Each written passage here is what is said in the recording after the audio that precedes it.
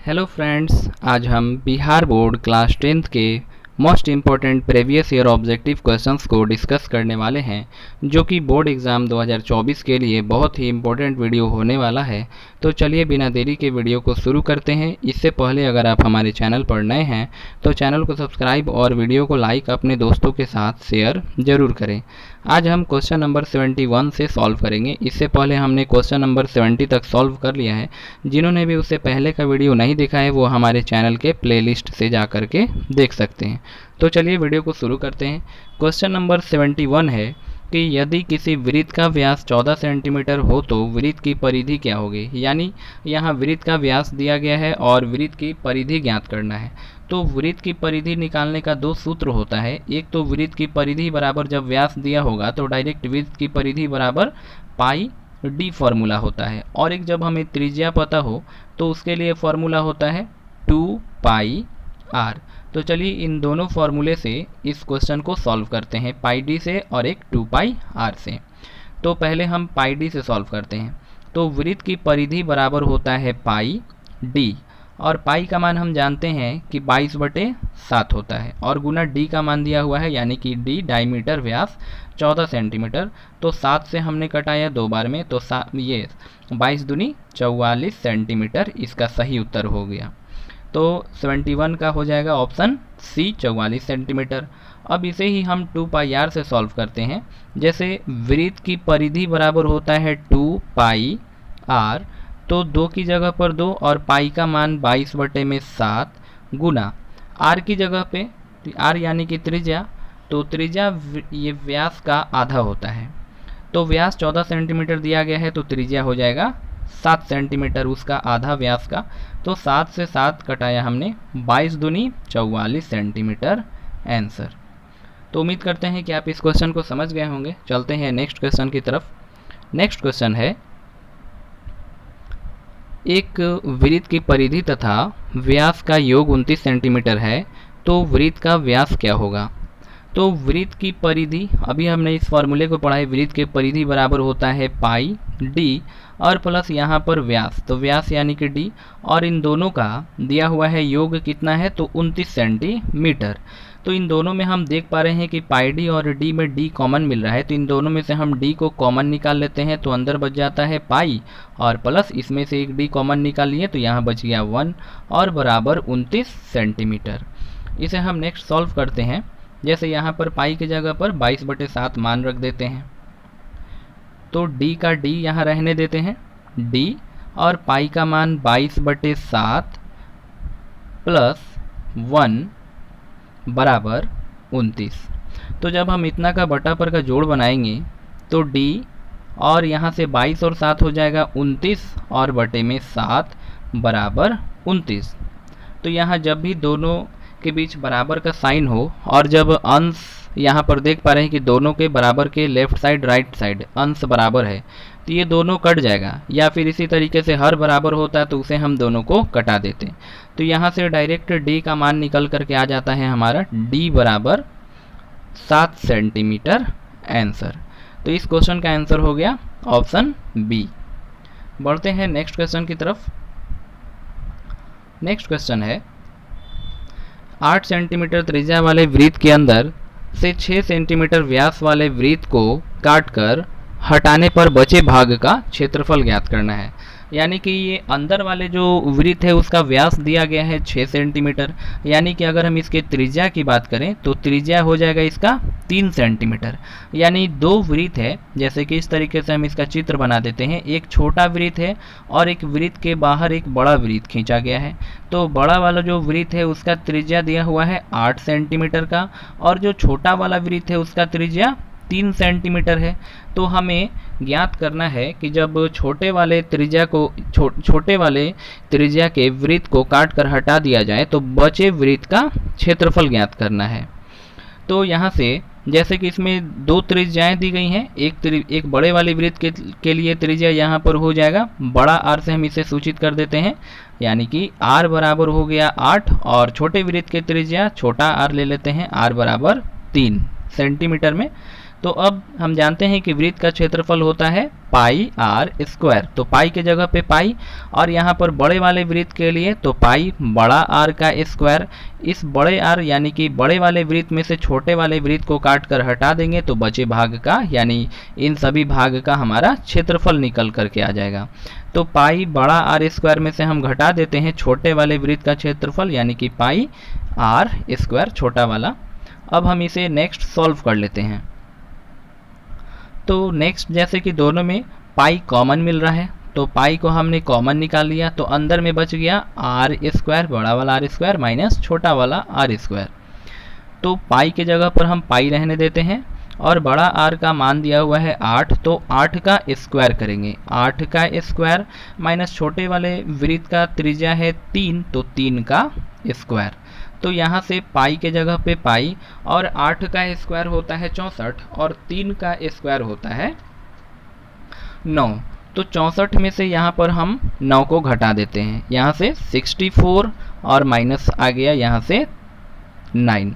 तो 64 में से 9 को माइनस कर देते हैं तो आंसर हो जाएगा 64 में से 9 को माइनस किया तो पाई और यहाँ से 55 यानी कि 55 पाई इसका सही उत्तर हो गया, ऑप्शन सी। बढ़ते हैं नेक्स्ट क्वेश्चन की तरफ। नेक्स्ट क्वेश्चन है कि यदि एक समबाहु त्रिभुज का क्षेत्रफल 4√3 सेंटीमीटर स्क्वायर है तो इसकी प्रत्येक भुजा होगी, यानी हमें समबाहु त्रिभुज की प्रत्येक भुजा की लंबाई ज्ञात करनी है। तो हम जानते हैं कि किसी समबाहु त्रिभुज का क्षेत्रफल का फॉर्मूला होता है √3 बटा में 4 और भुजा का स्क्वायर, भुजा यहाँ ए मान लेते हैं ए का स्क्वायर, और यहाँ क्षेत्रफल दिया गया है 4√3। तो यहाँ हम देख पा रहे हैं कि बराबर है और लेफ्ट साइड राइट साइड में अंश दोनों समान है और बीच में बराबर का चिन्ह लगा हुआ है। तो हम यहाँ से √3 को √3 से कटा सकते हैं। तो अब जो बाकी बच गया उसका हम क्रॉस मल्टीप्लाई कर देते हैं तो ए स्क्वायर बराबर हो जाता है 4 चौके 16। तो ए बराबर, अब ए स्क्वायर बराबर 16 है, ए स्क्वायर बराबर 16, तो ए की जगह पे यानी हमें ए का मान निकालना है तो ए बराबर हो जाएगा √16। तो 16 का वर्गमूल होता है 4 सेंटीमीटर और ये प्लस में ही लिखेंगे क्योंकि दूरी जो है वो हमेशा धनात्मक होता है। तो इसका सही आंसर हो गया, इसकी प्रत्येक भुजा की लंबाई 4 सेंटीमीटर आंसर। नेक्स्ट क्वेश्चन है, यदि साइन 3a बराबर है cos a माइनस 10 डिग्री तथा 3a न्यून कोण है तो एंगल a बराबर वाट। तो यहाँ से जब ये 3a एक न्यून कोण है, न्यून कोण यानी कि 0 से 90 के बीच, तो हम इस साइन 3 थीटा को cos 90 माइनस थीटा और थीटा के जगह पे 3a ले सकते हैं। तो cos 90 माइनस थीटा बराबर होता है जो कि साइन थीटा के, तो साइन और थीटा के जगह पे 3a हो जाएगा। तो हम इस साइन 3a को ही cos 90 माइनस 3a के रूप में लिखे हैं और बराबर में यहाँ से cos और a minus 10 degree, a minus 10 degree. Next अब यहाँ से देखते हैं कि ये cos से cos कैंसिल हो गया तो अब इधर लेफ्ट साइड में बच गया 90 माइनस 3a और बराबर हो गया a माइनस 10 डिग्री। तो अब इधर एक दोनों तरफ इस तरीके से जैसे 90 और इधर माइनस में 10 है तो इधर ला करके प्लस में 10 कर देते हैं, 90 प्लस 10 और बराबर इधर प्लस में a है और इधर माइनस में 3a है तो बराबर के राइट साइड जाएगा तो प्लस में 3a हो जाएगा। नेक्स्ट है 90 और 10 मिल करके हो जाता है 100, तो 90 और 10 हो गया यहाँ से 100 और बराबर a प्लस 3a मिल करके हो गया 4a। तो ये 4 से काटा हमने 100 को 25 बार में तो a बराबर हो गया 25 डिग्री। तो यहाँ से एंगल a का मान पूछा है तो एंगल a बराबर 25 डिग्री। तो इसका सही उत्तर है ऑप्शन बी। बढ़ते हैं नेक्स्ट क्वेश्चन की तरफ। नेक्स्ट क्वेश्चन है, एक त्रिभुज ABC में AC स्क्वायर बराबर है AB square plus BC square के और एंगल B बराबर क्या होगा इसमें पूछा है। जैसे हम एक त्रिभुज मान लेते हैं इस तरीके से, एक त्रिभुज है ये जिसमें ये A है, ये B है और ये C है। तो इसमें AC स्क्वायर यानी कि AC यहाँ पर एक तरीके से कर्ण हो गया तो ए सी स्क्वायर बराबर होगा ए बी स्क्वायर प्लस में बी सी स्क्वायर के। तो यह एक तरीके से पाइथागोरस प्रमेय हो गया, और पाइथागोरस प्रमेय यानी कि जिसमें एक कोण 90 डिग्री का होता है। तो यहाँ से एंगल बी हो जाएगा 90 डिग्री का। तो यहाँ से इसका सही आंसर हो जाता है ऑप्शन ए 90 डिग्री। यहाँ पर बी पर एंगल बी पर 90 डिग्री का कोण बनेगा। बढ़ते हैं नेक्स्ट क्वेश्चन की तरफ। नेक्स्ट क्वेश्चन, एक बिंदु Q से एक वृत्त पर स्पर्श रेखा की लंबाई 24 सेंटीमीटर है तथा Q की केंद्र से दूरी 25 सेंटीमीटर है। वृत्त की त्रिज्या हमें ज्ञात करनी है। जैसे इसे हम पहले चित्र से समझते हैं। जैसे एक वृत्त है और वृत्त के बाहर एक बिंदु है, सॉरी इसे अच्छा से ड्रॉ कर लेते हैं।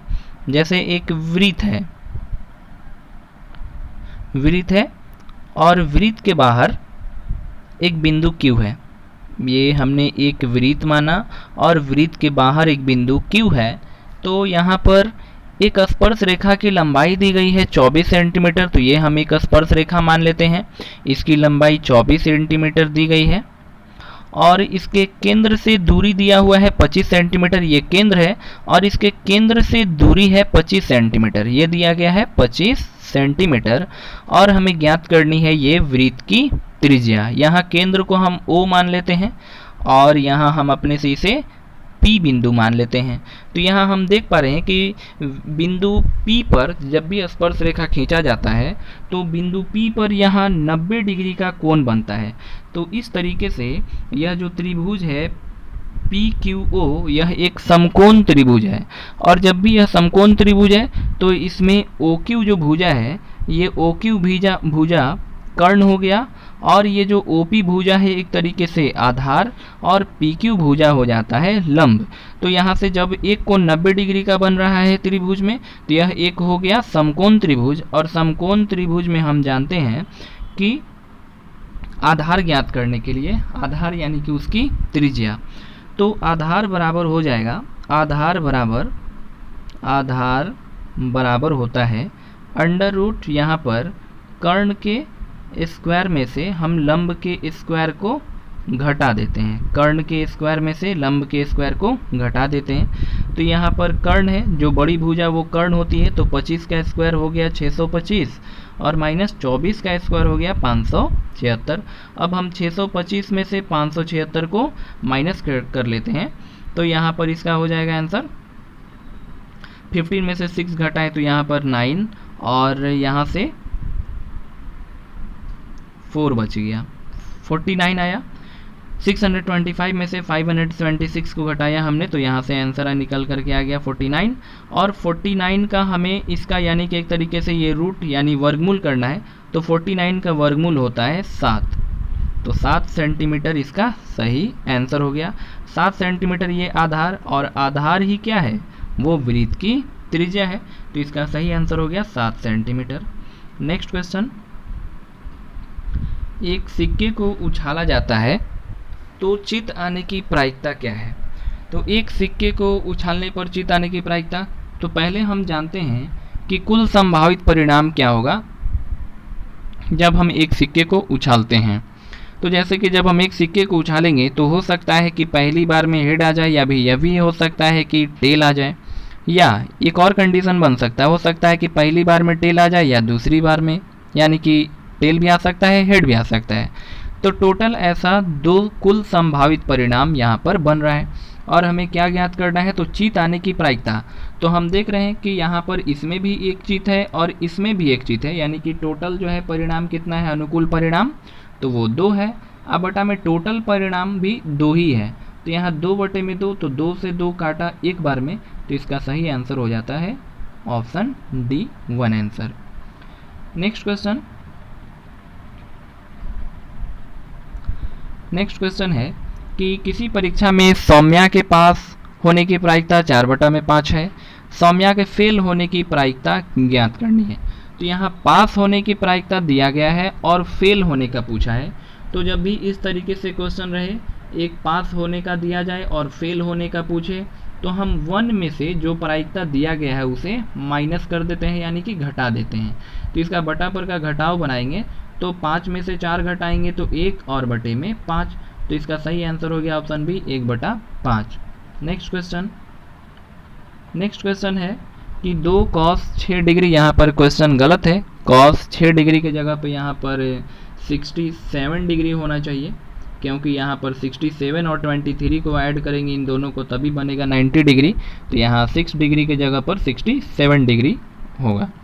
तो इसे सॉल्व करते हैं, जैसे कि 2 cos और cos में है 67 डिग्री और बटे में है sin 23 डिग्री। तो यहाँ पर देख पा रहे हैं कि ये 67 डिग्री और 23 डिग्री ये मिल करके हो जाएगा 90 डिग्री। और 90 डिग्री यानी कि इस तरीके से जब भी दिया हो तो इतना का वैल्यू हो जाता है। जब हम दोनों को जोड़ेंगे cos 67 अब बटा में sin 23 डिग्री, तो इनका वैल्यू हो जाएगा 1 और 2 में 1 से गुना करेंगे तो बराबर हो गया यहाँ से 2। उसके बाद माइनस में tan 40 डिग्री और बटे में cot 50 डिग्री। तो यहाँ पर भी देख रहे हैं कि 40 डिग्री और 50 डिग्री दोनों मिला करके 90 डिग्री, तो इसका वैल्यू 1। अब माइनस cos 0 का मान होता है 1, तो यहाँ से 2 माइनस 2 और 2 में से 2 घटा दिए तो आंसर हो गया 0। तो इसका सही आंसर है option D, 0 answer. Next question है कि 2, 5, 8, 3, 8 का माध्यक है। तो हमें माध्यक ज्ञात करना है, तो सबसे पहले इसे हम असेंडिंग ऑर्डर यानी कि बढ़ते क्रम में सजा लेते हैं। तो देख रहे हैं कि यहाँ बढ़ते क्रम में नहीं है, पहले इसे बढ़ते क्रम में सजाते हैं। तो सबसे पहले छोटा लिखा जाता है, तो 2, उसके बाद 3, 5, 8, 8। तो यहाँ देख रहे हैं कि n जो है, n टोटल यहाँ पर जो संख्या है वो 5 है, यानी विषम है। तो जब विषम दिया गया हो तो विषम के लिए सूत्र होता है क्या, कि n बराबर हो जाएगा यहाँ पर n + 1/2 वां पद, और वही हमारा उत्तर हो जाएगा। तो n + 1, तो n है यहाँ पर 5 और +1 और बटे में 2, तो बराबर हो जाएगा 5 और 1 6 और बटे में 2, तो 2 से कटाया 3 बार में, तो 3वां पद जो है इसका सही उत्तर हो जाएगा। तो तीसरे नंबर पर देख लेते हैं कि इसमें कौन सा पद है। जैसे कि हम इसे असेंडिंग ऑर्डर में सजाए थे, तो पहले 2 लिखा हमने, उसके बाद 3, उसके बाद 5 और उसके बाद 8, तो तीसरे नंबर पर इसका पद है 5, तो इसका सही आंसर हो गया option C, 5 answer. Next question है 2, 5, 8, 3, 8, 3, 2, 3, 3, इसका हमें बहुलक ज्ञात करना है। तो बहुलक ज्ञात करने के लिए हम देखते हैं कि इसमें सबसे अधिक कौन सा नंबर आया हुआ है। तो यहाँ देख पा रहे हैं कि इसमें सबसे ज़्यादा 3 रिपीट हुआ है। जैसे इसमें देखें तो 3 इसमें 4 बार आया है, 1 बार, 2 बार, 3 बार और एक 4 बार। तो यहाँ से इसका सही आंसर हो जाता है ऑप्शन ए। तो बहुलक जब हमें ज्ञात करना हो तो जो भी सबसे अधिक बार नंबर दिया गया होगा वही इसका उत्तर होता है। तो यहाँ पर 2 जो है 2 ही बार आया हुआ है, ऑप्शन से भी अगर हम चले तो। और 5 देखें तो 5 1 ही बार आया हुआ है, और उसके बाद 8 यहाँ पर दिया गया है 2 बार। तो इसलिए 3 सबसे अधिक बार आया हुआ है, तो इसका बहुलक हो जाता है, और बहुलक हो जाता है इसका 3। तो ऑप्शन हो गया ए। नेक्स्ट क्वेश्चन है वर्ग अंतराल दिया गया है 10 से लेकर 20 तक, और इसका हमें वर्ग चिन्ह ज्ञात करना है। तो वर्ग चिन्ह जब ज्ञात करना होगा तो निम्न सीमा यानी कि लोअर लिमिट और प्लस जो इसका हायर लिमिट है उच्च सीमा, उन दोनों को जोड़ के 2 से भाग कर दिया जाता है। तो 10 और प्लस 20, तो 20 और 10 जोड़े बटे में 2, तो 20 और 10 हो गया यहाँ से 30, और 30 बटा में 2 बराबर हो गया 15 आंसर। तो इसका सही आंसर हो जाता है ऑप्शन बी, 15 सेंटीमीटर, 15, वो इसका वर्ग चिन्ह हो जाएगा 15, ऑप्शन बी। नेक्स्ट क्वेश्चन, वर्ग अंतराल यहाँ दिया गया है। वर्ग अंतराल 5 से 10, 10 से 15, 15 से 20 के वर्गों की लंबाई ज्ञात करना है। जैसे हम इसमें किसी में भी देखें तो यहाँ देख पा रहे हैं कि इसमें 5 का गैप है, तो इसके वर्गों की लंबाई हो जाएगी 5। तो इसका सही उत्तर हो गया ऑप्शन ए, 5। नेक्स्ट क्वेश्चन है सेक ए प्लस tan a बराबर है 1 माइनस साइन a। तो यहाँ से हम इस सेके को 1/cos a लिख सकते हैं, प्लस tan a को sin a/cos ए लिख सकते हैं। तो यहाँ से हमने कॉस के लिए सी लिखा है और साइन के लिए एस लिखा है शॉर्ट में, बराबर हो जाएगा 1 माइनस साइन ए। तो यहाँ से हम इसे सॉल्व करते हैं। तो कॉस से कॉस, ये एलसीएम हो गया इसका कॉस, और यहाँ पर 1 और प्लस हो गया साइन। तो 1 प्लस साइन बटे कॉस बराबर हो गया ये 1 प्लस साइन बटे कॉस और 1 माइनस साइन ए। वही यहाँ पर साइन ए है, इसकी जगह पर यहाँ साइन ए है और कॉस की जगह पर कॉस ए है। आगे अभी से सॉल्व करते हैं। जैसे ऊपर में हमारा आया था 1 प्लस साइन ए और यहाँ पर है एक 1 माइनस साइन ए, इस तरीके से, और बटे में कॉस ए। तो 1 प्लस साइन ए और 1 माइनस कॉस ए, यहाँ पर ए प्लस बी और ए माइनस बी के रूप में है, यानी कि ए स्क्वायर माइनस बी स्क्वायर होता है फॉर्मूला। जब ए प्लस बी इंटू ए माइनस बी रहे तो इसका फॉर्मूला होता है ए स्क्वायर माइनस बी स्क्वायर।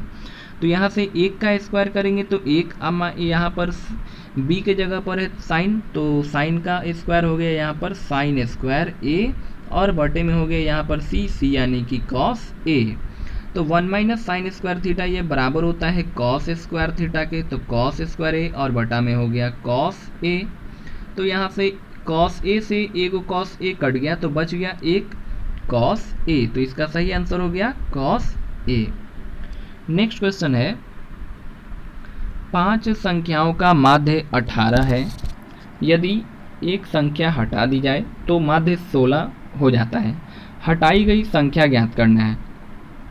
तो हो जाएगा हटाई गई संख्या बराबर, तो पहले संख्या कितना था 5, तो 5 को गुना किया 18 से माइनस, अब एक संख्या हटा दी गई है और इसका माध्य है 16, तो 16 गुना, अब जो एक संख्या कम हो गया, पहले 5 संख्या था तो एक संख्या हटा दिए तो बच गया 4, तो 18 में 5 से गुना किए 90 और माइनस 16 में 4 से गुना किए तो 16 चौके 64।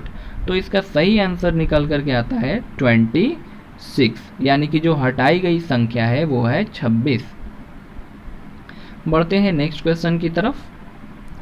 नेक्स्ट क्वेश्चन है, बहुलक सामान्यतः वह चर मान होता है जिसकी बारंबारता होती है। तो ऑप्शन में है सबसे कम, सर्वाधिक यानी सबसे अधिक बार, बारंबारताओं का कुल योग, इनमें से कोई नहीं। तो ऊपर अभी हमने कुछ देर पहले डिस्कस किया है बारंबारता के बारे में, तो इसमें हो जाएगी बहुलक सामान्यतः वह चर मान होता है जिसकी बारंबारता सर्वाधिक होती है, तो इसका आंसर हो जाएगा सर्वाधिक। नेक्स्ट क्वेश्चन है, जैसे इसी में एक और बता देते हैं कि जैसे जब दिया गया हो, मान के चलिए कि कोई संख्या सेम रिपीट कर जाए, जैसे कि उसमें हमने क्वेश्चन लिया था, उसमें 2, यहाँ पर एग्जाम्पल से समझा देते हैं, 2, 3, 3, 4, 4, 5 दिया गया हो, तब इसका बहुलक क्या होगा। देख पा रहे हैं कि यहाँ पर 3 भी 2 बार आया हुआ है, 4 भी 2 बार आया हुआ है, तो इसमें जो संख्या बड़ा होगा वही जो है इस डेटा का बहुलक हो जाएगा। तो इसका सही आंसर हो जाएगा 4, जो भी इसमें बड़ा होगा। बढ़ते हैं नेक्स्ट क्वेश्चन की तरफ। नेक्स्ट क्वेश्चन है, निम्नांकित आंकड़े को बढ़ते क्रम में यहाँ पर लिखा गया है और इसका यहाँ पर माध्यिका दिया गया है, x का मान ज्ञात करना है। तो यहाँ पर ये सारे जो है नंबर हैं वो बढ़ते क्रम में ही दिए गए हैं। तो माध्यिका ज्ञात करने के लिए पहले हम देखते हैं कि यहाँ पर जो संख्याएं हैं, टोटल जो संख्या है वो सम है या फिर विषम है। तो यहाँ पर n जो टोटल नंबर दिया गया है वो टोटल है 10, टोटल जो संख्या है वो है 10, और इसका यहाँ पर माध्यक दिया हुआ है 35 है और x का मान ज्ञात करना है। तो माध्यिका ज्ञात करने के लिए यानी कि मीडियन ज्ञात करने के लिए माध्यक बराबर सूत्र होता है, जब सम संख्या होगा तब 1/2 इंटू यहाँ पर n का मान है 10, तो यहाँ पर 10 है तो 10 का आधा यानी कि n/2वां पद लेते हैं, प्लस n प्लस यहाँ पर हो जाएगा 2/2वां पद। इस तरीके से यहाँ पर दोनों जगह वहाँ लग जाएगा, यानी कि n+2/2वां पद। तो इसे आगे सॉल्व करते हैं और यहाँ पर बराबर हो जाएगा, माध्यक दिया हुआ है 35, तो इसे आगे सॉल्व करते हैं। तो यहाँ से माध्यक बराबर 1/2 इंटू n बाई टूवा पद, तो n का मान यानी टोटल नंबर 10 है, तो 10 का आधा हो गया 5, तो पांचवा पद यहाँ पर देख पा रहे हैं कि पांचवा पद है यहाँ 34 और प्लस n प्लस 2 यानी कि संख्या है टोटल 10 और 10 में 2 जोड़ दिए तो हो गया 12 और 12 का आधा हो गया 6, तो यानी छठवां पद। तो छठा पद है x और बराबर यहाँ माध्यिका दिया गया है 35। तो यहाँ से इसके नीचे 1 है, इसके नीचे भी 1 छिपा हुआ है, तो यहाँ से तिरछा तिरछा गुना करा लेते हैं, क्रॉस मल्टीप्लाई। तो यहाँ पर 34 प्लस x और बराबर 35 में 2 से गुना किए तो 35 दूनी हो जाता है 70, तो x बराबर 70 में से हम 34 को घटा लेते हैं, तो इसका सही आंसर हो गया 36। तो इस डेटा का माध्यक निकल करके आ गया 36, तो ऑप्शन डी इसका सही आंसर है, ऑप्शन डी 36 हो जाएगा। नेक्स्ट क्वेश्चन है sign square A by cos square A plus 1 बराबर होगा। तो साइन स्क्वायर ए और बटे में है कॉस स्क्वायर ए, तो sine square A by cos square A ये बराबर होता है साइन स्क्वायर ए बटे में कॉस स्क्वायर ए दिया हुआ है और प्लस में 1 है, तो sine square A by cos square A बराबर हो जाएगा tan स्क्वायर ए और प्लस 1 और बराबर, तो यहाँ से हम जानते हैं कि sec square theta minus tan square theta बराबर होता है 1, तो यहाँ से जब minus tan square theta left में है इसको राइट में भेजेंगे तो ये 1 प्लस tan स्क्वायर थीटा हो जाएगा और ये 1 प्लस tan स्क्वायर थीटा बराबर होता है सेक स्क्वायर थीटा के, तो यहाँ से आंसर हो गया सेक स्क्वायर ए, तो ऑप्शन बी इसका सही है सेक स्क्वायर ए। नेक्स्ट क्वेश्चन है समबेलन का पूर्ण पृष्ठ क्षेत्रफल होगा। तो एक समबेलन है यानी कि एक बेलन दिया गया है, तो बेलन का कुल पृष्ठ क्षेत्रफल, तो चलिए बेलन के यहाँ पर सारे फॉर्मूला को आपको रिवीजन करवाते हैं। जैसे बेलन का यहाँ पर आयतन की बात करें तो बेलन का आयतन का फॉर्मूला होता है ये पाई आर स्क्वायर एच, और उसके बाद जब बेलन का हमें पृष्ठ क्षेत्रफल ज्ञात करना होगा तो बेलन के पृष्ठ क्षेत्रफल का फॉर्मूला होता है 2 पाई आर एच, और जब बेलन का हमें कुल निकालना होगा, जैसे कि इस तरीके से हमने एक बेलन ड्रॉ किया तो यहाँ से इस तरीके से, तो ये वाला दोनों साइड ऊपर जो वृत्त बन रहा है इसमें कुल में ये दोनों जुट जाता है जब हमें कुल ज्ञात करना होगा, तो बेलन का कुल पृष्ठ हो जाएगा 2 pi r into r plus h, यानी इसका सही आंसर है option C 2 pi r into r plus h बेलन का संपूर्ण पृष्ठीय क्षेत्रफल का सूत्र है। और यहाँ पर ऑप्शन डी में है 1/3 पाई आर स्क्वायर एच, ये जो फॉर्मूला है ये किसका फॉर्मूला है ये आप मुझे कमेंट में बताइएगा। बढ़ते हैं नेक्स्ट क्वेश्चन की तरफ। नेक्स्ट क्वेश्चन है 5 सेंटीमीटर किनारे वाले एक घन को 1 सेंटीमीटर किनारे वाले घनों में विभक्त किया गया है, तो घनों की संख्या, तो यहाँ पर एक 5 सेंटीमीटर किनारे वाला एक घन है, जैसे कि 5 सेंटीमीटर मान लेते हैं कि ये एक घन है जिसकी प्रत्येक किनारे की लंबाई 5 सेंटीमीटर है, और इसे एक छोटे घन यानी कि 1 सेंटीमीटर किनारे वाले घनों में काटा गया है। तो यहाँ पर घनों की संख्या पूछा है, तो घनों की संख्या बराबर हो जाएगा ये जो बड़ा वाला घन है उसका आयतन और बटा में प्रत्येक छोटे घन का आयतन, तो यहाँ से घन का आयतन बराबर होता है ए क्यू, और नीचे में यहाँ पर इसको A1 मान लेते हैं, और जो छोटा घन है उसका किनारा है 1 सेंटीमीटर, तो यहाँ से A2 और इसका भी कर देते हैं क्यू। तो बड़ा जो घन है उसका किनारा 5 है, तो 5 का क्यू होता है 125, और जो छोटा घन है उसका किनारा 1 सेंटीमीटर है, तो 1 का घन करेंगे तो 1 यानी 1 का क्यू 1 होता है, तो इसका सही आंसर हो गया 125, यानी टोटल जो है 125 घनों में विभक्त किया गया है, तो इसका सही आंसर है 125। टोटल जो छोटे छोटे जो घनों की संख्या है वो 125। बढ़ते हैं नेक्स्ट क्वेश्चन की तरफ। 2 बेलन की त्रिज्याओं के वर्गों का अनुपात 2:5 है और उनकी ऊंचाई का अनुपात दिया हुआ है 5:2, उनके आयतनों का हमें अनुपात ज्ञात करना है। तो यहाँ से जैसे 2 बेलन पहले वाले के यहाँ पर मान लेते हैं पाई आर स्क्वायर एच आयतन का फॉर्मूला होता है, अभी ऊपर हमने डिस्कस किया है, पाई आर स्क्वायर एच, तो यहाँ पर दो बेलन है और दोनों की त्रिज्याएं अलग अलग है, दोनों की ऊंचाई अलग अलग है, तो इसे हम R1 यानी R1 R2 मान लेते हैं और H1 H2 मान लेते हैं। तो पाई आर स्क्वायर एच है तो R1 और इसका स्क्वायर और H का H1 कर देते हैं अनुपात। उसके बाद दूसरे बेलन के लिए पाई का पाई रहने देते हैं और यहाँ से R2 का स्क्वायर और यहाँ H2, तो यहाँ पाई से पाई कैंसिल हो गया और यहाँ R1 के वर्गों का अनुपात दिया हुआ, यानी कि R1 स्क्वायर का मान दिया गया है 2 और गुने यहाँ पर ऊंचाई है 5, जो पहले वाला जो बेलन है उसकी ऊंचाई यहाँ से 5 है अनुपात, और जो दूसरे वाला जो बेलन है उसकी त्रिज्या दी गई है यहाँ पर, उसके वर्गों का अनुपात दिया हुआ है 5, तो यहाँ पर 5 रख देते हैं R2 स्क्वायर की जगह पे और गुना H2 यानी कि जो दूसरे वाला जो बेलन है उसका ऊंचाई है 2, तो यहाँ से 2 से 2 कैंसिल हो गया, 5 से 5 कैंसिल हो गया, तो इसका सही आंसर है 1:1। बढ़ते हैं नेक्स्ट क्वेश्चन की तरफ। नेक्स्ट क्वेश्चन है tan 60 degree minus tan 30 degree बटा में 1 plus tan 60 degree into tan 30 degree. तो यहाँ से हम एक फॉर्मूला आपको बताते हैं, जैसे जब भी इस तरीके से फॉर्मूला दिया गया हो tan into a minus b बराबर होता है tan a minus tan b और बटे में होगा यहाँ पर 1 प्लस, ऊपर में माइनस और नीचे में plus, 1 plus tan a into tan b।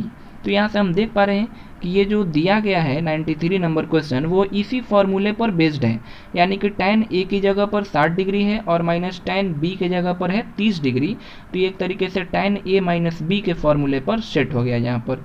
तो इसे हम क्या करेंगे कि tan a माइनस b यानी 60 में से हम 30 डिग्री को घटा देते हैं, तो 60 में से 30 डिग्री घटाएंगे तो tan 30 डिग्री का मान, तो tan 30 डिग्री का मान होता है 1/√3 आंसर, तो इसका आंसर हो गया ऑप्शन बी 1/√3। नेक्स्ट क्वेश्चन है कि यदि बिंदु 4P तथा 1,0 के बीच की दूरी यहाँ दी गई है 5 हो तो P का मान ज्ञात करना है। तो जब दूरी दिया हुआ है, यहाँ पर दूरी दिया गया है, तो इस तरीके से हम जानते हैं कि जब दो बिंदु दिया गया हो और दो बिंदु का हमें दूरी ज्ञात करना हो तो दूरी का सूत्र क्या होता है, √x2 में से x1 को घटा लेते हैं और इसका वर्ग, फिर यहाँ पर प्लस y2 में से y1 को घटा लेते हैं और फिर इसका वर्ग कर देते हैं।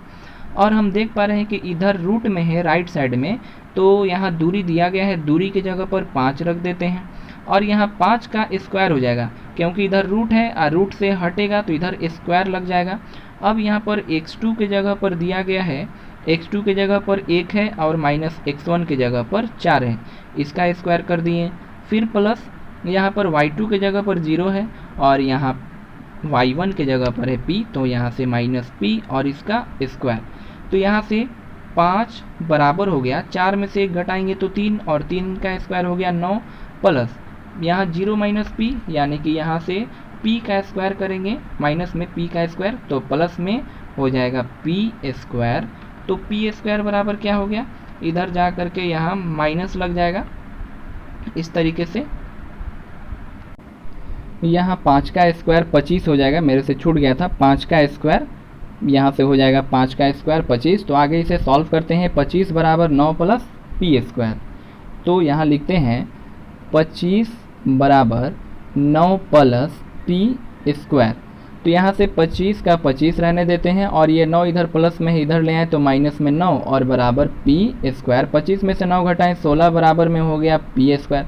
p का मान चाहिए, इधर स्क्वायर है तो अब की इस बार रूट में चढ़ जाएगा, तो √16 बराबर हो गया p, तो p बराबर हो जाएगा √16 का मान होता है 4, तो इसका सही आंसर हो गया 4, प्लस माइनस में आएगा यहाँ पर, तो इसका सही आंसर है ऑप्शन ए। तो फ्रेंड्स हम चाहते हैं कि आपका हम टाइम वेस्ट नहीं करें, आपको ज़्यादा से ज़्यादा मतलब अपने वीडियो में ज़्यादा से ज़्यादा आपको क्वेश्चन सॉल्व करवाने की हम कोशिश करते हैं। अभी हम और एक आध दो क्वेश्चंस को डिस्कस करेंगे। हमने इस आधे घंटे की वीडियो में आपको लगभग 25 सवाल करा दिए हैं। हम चाहते हैं कि आपका टाइम ख़राब ना हो और आप बोर्ड एग्ज़ाम में अच्छा परफॉर्मेंस करें और अपने माँ बाप का नाम रोशन करें। तो नेक्स्ट क्वेश्चन की तरफ चलते हैं। नेक्स्ट क्वेश्चन को देखते हैं। नेक्स्ट क्वेश्चन है, एक शंकु के आधार की त्रिज्या 7 सेंटीमीटर है तथा ऊंचाई 15 सेंटीमीटर है, तो इसका आयतन होगा। तो यहाँ पर शंकु के आधार की त्रिज्या दी गई है और हमें ऊंचाई ज्ञात करना है, और यहाँ पर ऊंचाई भी दिया हुआ है 15 सेंटीमीटर, और आयतन क्या होगा, हमसे आयतन पूछा है। तो शंकु के पहले तो सारे फॉर्मूला को जान लेते हैं, आपको रिवीजन करवा देते हैं। जैसे शंकु का पृष्ठ क्षेत्रफल का फॉर्मूला होता है, शंकु का जब पृष्ठ क्षेत्रफल की बात करें तो पाई आर एल, शंकु के पृष्ठ क्षेत्रफल का फॉर्मूला पाई आर। तो शंकु के पृष्ठ क्षेत्रफल का फॉर्मूला होता है पाई आर एल। अब बात करते हैं इसके कुल पृष्ठ क्षेत्रफल का फॉर्मूला। तो जब शंकु, जैसे कि शंकु इस तरीके से होता है, तो ये हो गया इसके पृष्ठ क्षेत्रफल का फॉर्मूला। और जब पूछा जाए कुल पृष्ठ क्षेत्रफल, तो इसमें नीचे से एक वृत्त का भी क्षेत्रफल आकर के जुड़ जाता है। तो इसका फॉर्मूला हो जाएगा pi r into l plus r. तो शंकु के कुल पृष्ठ क्षेत्रफल का फॉर्मूला हो गया pi r into l plus r. अब बात करते हैं शंकु के आयतन की, जो कि हमें यहाँ पर शंकु का आयतन ही ज्ञात करना है। तो शंकु का आयतन बराबर होता है 1/3 पाई आर स्क्वायर एच। तो शंकु का आयतन बराबर 1/3 पाई आर स्क्वायर एच। और हाँ दोस्तों, अगर आपको यह वीडियो पसंद आए तो वीडियो को लाइक शेयर ज़रूर करें और हमारे चैनल को सब्सक्राइब ज़रूर से कर दें। तो आगे इसे सॉल्व करते हैं। 1/3 पाई आर स्क्वायर एच, तो 1/3 पाई की जगह पर 22/7 इंटू आर स्क्वायर। तो आर की जगह पर 7 है, तो 7 का स्क्वायर 49 गुना ऊंचाई दिया हुआ है 15। तो 7 से काटा हमने इसको 7 बार में, 7 7 49, और 3 से काटा हमने इसे 3 से, 3 5 15। अब इसे गुना करा देते हैं, 22 गुने 7 गुने 5, तो 22 5 होता है 110, और 110 को करा देते हैं गुना 7 से, तो 11 7 77 और एक 0 आकर के लग जाएगा। तो 770 सेंटीमीटर क्यूब इसका सही आंसर हो गया।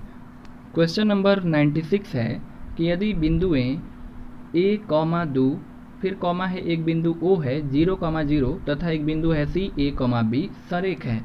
तो यहाँ पर दिया गया है कि जब ये तीनों बिंदु AOC सरेख होगा, तो हमें बताना है कि क्या A बराबर होगा B के, या A बराबर होगा 2B, या 2A बराबर होगा B के, या A प्लस B बराबर होगा 0। जैसे कि यहाँ पर एक रेखा है, इस तरीके सरेख बोला है। यहाँ पर 3 बिंदु दिया गया है, मान लेते हैं कि ये A है, ये O है और ये C है। तो A का निर्देशांक यहाँ पर दिया हुआ है 1, 2, O का निर्देशांक दिया हुआ है 0, 0, और यहाँ पर C का निर्देशांक है A, B। और हमें बताना है कि जब ये तीनों बिंदु सरेख है तो क्या A बराबर B होगा। ऑप्शन से चलेंगे कि A बराबर 2B होगा, कि 2A बराबर B होगा, कि A प्लस B बराबर 0 होगा। तो आइए इसे चेक करते हैं। तो सबसे पहले सरेख के लिए सूत्र होता है, जैसे कि त्रिभुज का क्षेत्रफल ज्ञात करने के लिए कैसे सूत्र होता है, निर्देशांक ज्यामिति में 1/2 इस तरीके से करके 1/2 इंटू हो जाएगा x1 y2 माइनस y3, फिर प्लस में होता है x2 into y3 minus y1, फिर plus x3 y1 minus y2 और ब्रैकेट क्लोज। तो बस यहाँ पर करते क्या है कि जब सरेख दिया गया हो तो यहाँ से 1/2, जब सरेख होगा तो त्रिभुज का जो क्षेत्रफल होता है वो बराबर होता है 0। जैसे कि त्रिभुज का क्षेत्रफल दोनों एक ही में इसे बता देते हैं।